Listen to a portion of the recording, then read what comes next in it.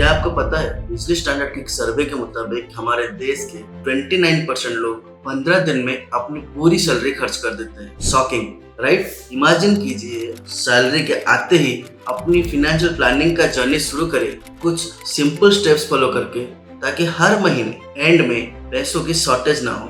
Hello दोस्तों, मैं हूं Sanjeev, I am a qualified chartered accountant और आज की इस वीडियो में हम बात करने वाले हैं 6 ऐसे एसेंशियल स्टेप्स के बारे में जो आपको अपनी सैलरी मिलते ही फॉलो करने चाहिए for better financial management and ultimately achieving financial freedom in long run. तो चलिए शुरू करते हैं। सबसे पहला स्टेप है अपनी इनकम का लगभग 50% अपने नेसेसिटीज के लिए अलग कर दे। बहुत सारे फाइनेंशियल एक्सपर्ट्स 50-30-20 रूल्स फॉलो करने के लिए कहते हैं। इस रूल के हिसाब से 50% इनकम आपके रेंट, ग्रोसरीज और अदर नेसेसिटीज पर खर्च होने चाहिए। इससे ये इंश्योर होगा कि आपका घर का खर्चा आराम से सेट हो जाए। अगर आप 50,000 रुपया महीना कमाते हैं, इसका 50% यानी 25,000 अपनी नेसेसिटीज के लिए अलग कर दें। फर्दर आपके इनकम का मैक्सिमम 30% आपके रेंट होना चाहिए। इन दिस केस आपका मैक्सिमम रेंट 30% ऑफ 50,000 होना चाहिए। बाकी जो 20% बच रहा है उससे आप अदर नेसेसिटीज पे खर्च कर देंगे।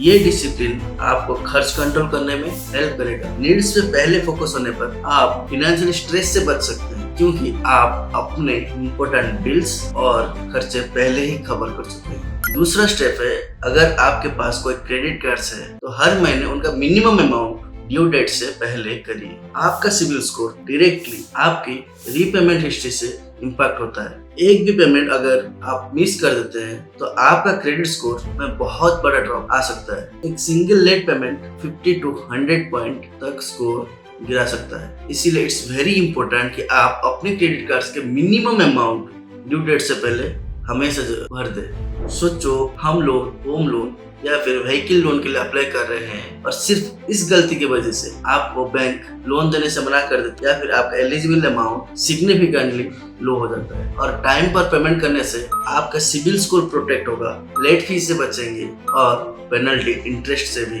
बचेंगे। ऑफ कोर्स पूरा अमाउंट भरना सही है, पर अगर कभी प्रॉब्लम आती या फिर हमारा इनकम पूरा पेमेंट करने के एलिजिबल ही नहीं है तो मिनिमम पेमेंट को बिल्कुल भी मिस ना करें। तीसरा स्टेप है अपनी इमरजेंसी फंड क्रिएट करना, या फिर आपके पास इमरजेंसी फंड है तो उसको रीबैलेंस करना, यानी ऐसी सेविंग्स जो सिर्फ इमरजेंसी सिचुएशन जैसे जॉब लॉस, मेडिकल इमरजेंसीज या फिर किसी और अर्जेंसी में काम आता है। बहुत सारे फाइनेंशियल एक्सपर्ट्स की माने तो ये सेविंग्स आपके महीने के खर्च का 3 से 6 गुना होना चाहिए। लेट्स से अगर आपका महीने का खर्चा 40,000 है तो आइडियल इमरजेंसी फंड आपका 6 महीने का 2,40,000 बनता है। शॉकिंग फैक्ट ये है कि एक सर्वे के मुताबिक इंडिया में 75% लोगों के पास इमरजेंसी फंड ही नहीं है। इसीलिए आप ये समझ सकते हो कि आप इमरजेंसी फंड क्रिएट ना करके आप अपने आप को कितने बड़े रिस्क में डाल रहे हो। इमरजेंसी फंड क्रिएट करने का सही तरीका है अपनी इनकम का कुछ हिस्सा, लेट्स से 10% ऐसे अकाउंट में डालिए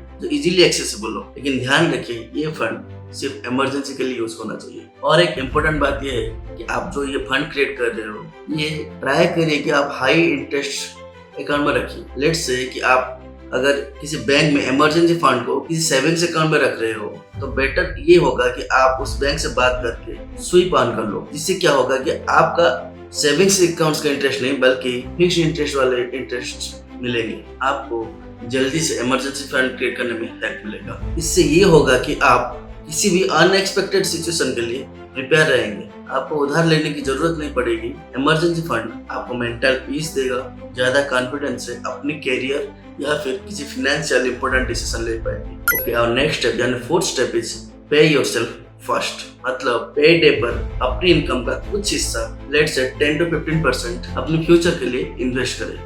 आप उस पैसे को stock, ETF, mutual fund, gold, fix deposit, real estate में इन्वेस्ट कर सकते हैं। बहुत सारे अपॉर्चुनिटीज हैं। बेस्ट तरीका है SIP यानी सिस्टमेटिक इन्वेस्टमेंट प्लान के थ्रू म्यूचुअल फंड्स, ETFs में इन्वेस्टमेंट करना, या फिर direct stocks, provident fund, national pension scheme यानी NPS, जो भी आपको लॉन्ग टर्म ग्रोथ दे। स्टॉक मार्केट में लॉन्ग टर्म में अच्छे रिटर्न्स मिलते हैं। इंडिया के निफ्टी 50 इंडेक्स ने पिछले कुछ सालों में 12 से 15% का रिटर्न दिया है, जबकि बैंक एफडी वगैरह 7 से 8% का इंटरेस्ट रेट देते हैं। लॉन्ग रन में इक्विटी इन्वेस्टमेंट आपके पैसों को इन्फ्लेशन से ज्यादा रेट पर बढ़ा सकते हैं। इसीलिए हर महीने पे डे के दिन अपने लिए एक इन्वेस्टमेंट ऑटो डेबिट सेट कर दें। जैसे ही सैलरी आता है फिक्स्ड अमाउंट इन्वेस्टमेंट में चला जाए। इससे आप बिना एफर्ट किए वेल्थ बिल्ड कर पाए। रिमेम्बर, आज इन्वेस्टमेंट करेंगे तभी तो फ्यूचर में रिटर्न मिलेगा। सो अपने फ्यूचर को अभी पे करना शुरू करो। 5वां स्टेप, कोशिश करें कि अपने सबसे हाई इंटरेस्ट लोन को क्लोज करें। हाई इंटरेस्ट डेट मतलब जिनका इंटरेस्ट रेट नॉर्मली काफी ज्यादा होता है। सबसे क्लासिक एग्जांपल है क्रेडिट कार्ड। इंडिया में क्रेडिट कार्ड का इंटरेस्ट रेट 2 से 3% महीना है, जो साल में 30 से 40%। इतना हाई इंटरेस्ट का मतलब अगर आप सिर्फ मिनिमम अमाउंट्स पे करते रहोगे तो आप असल में कहीं ज्यादा पैसा सिर्फ इंटरेस्ट में दोगे। इसीलिए फोकस ऑन डेब्ट रिपेमेंट। जो भी एक्स्ट्रा पैसा बचे उनसे आप क्रेडिट कार्ड बिल्स या फिर हाई इंटरेस्ट पर्सनल लोन्स या फिर हाई इंटरेस्ट किसी भी लोन्स उसको चुका दें।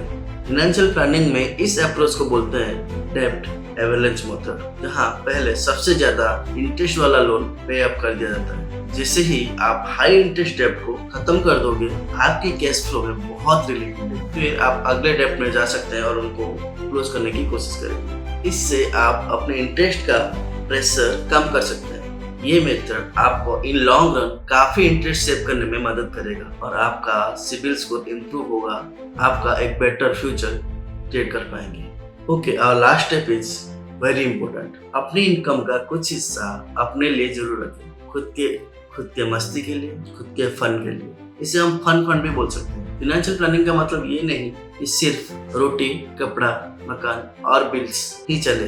लाइफ में थोड़ी एंजॉयमेंट भी जरूरी है। एक्चुअली अगर आप बिल्कुल भी फन के लिए अलाउंस नहीं रखेंगे तो ज्यादा चांस है कि आप फ्रस्ट्रेट हो जाएंगे और इम्पल्सिव स्पेंडिंग कर बैठेंगे। इसीलिए हर पे डे पर एक छोटा सा परसेंट, लेट्स से 5% अपनी हॉबीज या वांट्स के लिए सेट कर दें। चाहे वो मूवी देखना हो, डाइनिंग आउट या न्यू गैजेट्स के लिए सेविंग्स। अपने बजट्स में ये फन फंड जरूर इंक्लूड करें। इस तरह आप अपनी पर्सनल एंजॉयमेंट को सैक्रिफाइस नहीं करेंगे और फाइनेंशियल डिसिप्लिन फॉलो कर पाएंगे। नेटफ्लिक्स बिंज भी चलेगा और फ्यूचर के लिए सेविंग्स भी।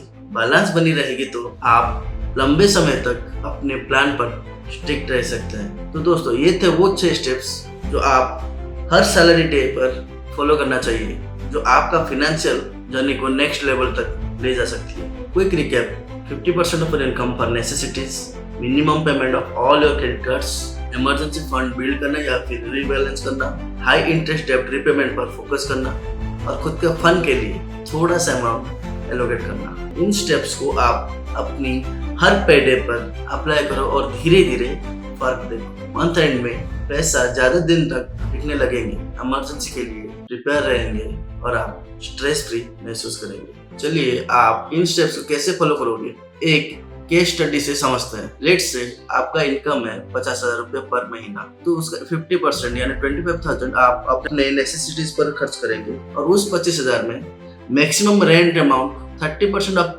आपका टोटल इनकम यानी 15,000 होना चाहिए। बाकी के जो 10,000 है आप दूसरे नेसेसिटीज जैसे groceries, internet bill, electricity expense पर खर्च करेंगे। Okay, next step is to pay your minimum डेब्ट अमाउंट। लेट्स से आपके पास 1-2 क्रेडिट कार्ड है और कुछ EMIs है जिनका टोटल EMI और मिनिमम अमाउंट बनता है 10,000 रुपया। तो आप उस 10,000 को खर्च करेंगे अपनी minimum credit card bill payment में और EMIs में। तो ये टोटल बन गया 35,000। Okay, next step is to create our emergency fund. तो लेट्स से आप अपनी इनकम का 10% इमरजेंसी फंड में डिपॉजिट करेंगे या फिर साइड करेंगे। तो 50,000 का 10% बन रहा है 5,000। हर महीना आप एक बैंक अकाउंट खोलेंगे जो ज्यादा इंटरेस्ट रेट देगा और आप उसमें स्वीप मोड ऑन करेंगे। हर महीने 5,000 रुपया उस अकाउंट में डिपॉजिट करेंगे फॉर इमरजेंसी फंड। तो ये टोटल बन गया 40,000। Next step is for investment. हर महीने अपनी इनकम का 10% यानी यहाँ इस केस में 50,000 का 10% यानी 5,000 रुपया हर महीना SIP, स्टॉक्स और NPS में इन्वेस्ट करेंगे। ये टोटल मिलाकर 5,000 रुपया होना चाहिए फॉर योर बेटर फ्यूचर। और नेक्स्ट 5,000 जो है उसको उसमें से हम अपने लिए फंड और हाई डेब्ट इंटरेस्ट को पेमेंट करेंगे। लेट्स से दोनों का सेग्रीगेशन करते हैं 5% यानी 2,500 तो 2,500 आप एक्स्ट्रा डेब्ट रिपेमेंट करेंगे जिसपे हाई इंटरेस्ट रेट है, और 2,500 आप अपने मस्ती के लिए यानी मूवी देखने के लिए या डाइनिंग आउट के लिए खर्च करेंगे। तो ये था एक डिटेल प्लान। डिस्क्लेमर ये है कि आपका इनकम कम हो सकता है या ज़्यादा हो सकता है, या फिर आपका इंटरेस्ट रेट या फिर आपका लोन कुछ ज़्यादा हो सकता है, तो आपका स्पेंडिंग हैबिट जो है वो थोड़ा सा फ्लक्चुएट करेगा, लेकिन स्टेप्स यही रहेंगे। तो दोस्तों, अगर आपको ये वीडियो हेल्पफुल लगा तो लाइक और शेयर जरूर कीजिए, हमारे चैनल को सब्सक्राइब कीजिए for more useful financial topics. Comment करके हमें बताइए आप अपने पे डे पर सबसे पहले क्या करते हैं या फिर क्या करने वाले हैं। Let's discuss in comment section. मिलते हैं अगले वीडियो में, तब तक के लिए मैं संजीव, योर सेवटी, साइनिंग ऑफ।